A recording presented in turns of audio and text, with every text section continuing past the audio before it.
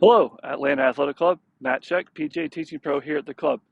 Is it better to turn your torso or your shoulders in the backswing?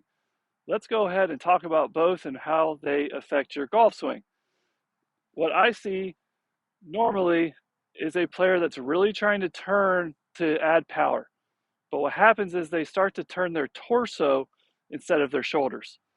Torso is going to be more of a motion that causes your head to move behind the ball too much and move off the ball. So if you put yourself in a golf stance where you're in front bend and you just turn your torso, it's going to be very natural that your head goes like this. How are we going to turn to actually keep our head centered or where it started? That is from shoulder turn. Let's talk about how you can add shoulder turn to your golf swing or your backswing to increase power and consistency dramatically. What I'm going to look at is the scapula. That's going to be that muscle in between your shoulder blade and the spine. I want some scapular retraction. I want to feel like I'm stacking my shoulders and I'm taking that shoulder blade into that spine without the elbow pulling behind me too much. And if I can do that, now all of a sudden I add some extension to my T-spine and I can keep my head really still and stack those shoulders and give me a better downward shoulder tilt and get a much better turn that's going to produce more power.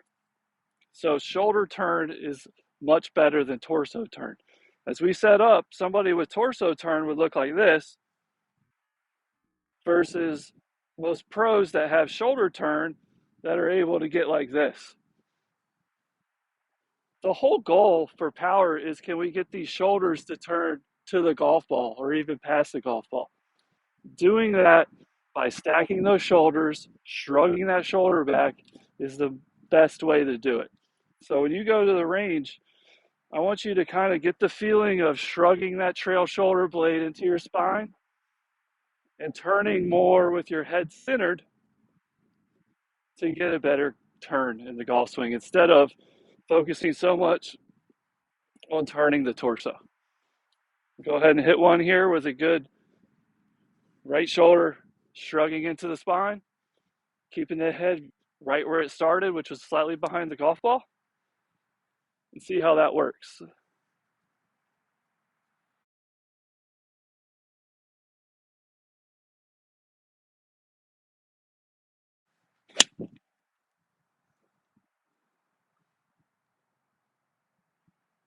I want you to go ahead and look at some of the professionals that I've found videos.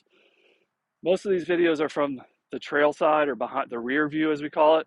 And you can see how they really keep their head still and they turn those shoulders, producing that good rubber band effect through their body and getting a good stretch and putting those arms into a position where they really be slingshotted through the golf shot.